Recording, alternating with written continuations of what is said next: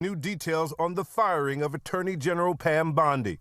ABC News learning President Trump spoke with Bondi in the Beast on the way to the Supreme Court Wednesday and suggested it was time for a change. But sources say Bondi apparently believed she still could convince him to allow her to remain at least for a few more months.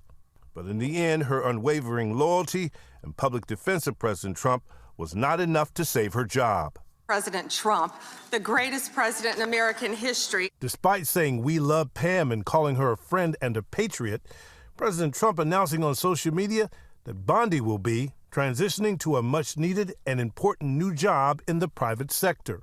Now Deputy Attorney General Todd Blanche, the president's former criminal defense attorney, will be taking over as acting attorney general.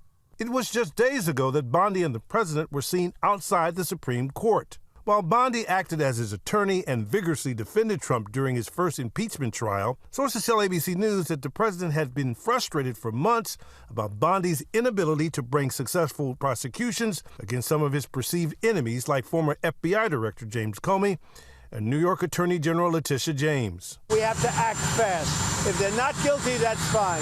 If they are guilty or if they should be charged, they should be charged. Those indictments were tossed out by a federal judge. And Trump was not happy with the way Bondi and DOJ handled the release of the files related to convicted sex offender Jeffrey Epstein, where the president's name appears multiple times, many of those mentions in news articles. Bondi had gone to the White House promising transparency on releasing the Epstein files, and there was this moment on Fox News when she was asked about an Epstein client list. It's sitting on my desk right now to review. But DOJ officials later said the list never existed, leaving many of Trump's MAGA supporters frustrated and angering survivors of Epstein, who were furious at the Attorney General for delaying the release of the files for months. Bondi refusing to apologize to Epstein survivors during a public hearing earlier this year, trying to pivot away from questions about Epstein by bringing up what she said were the administration's successes.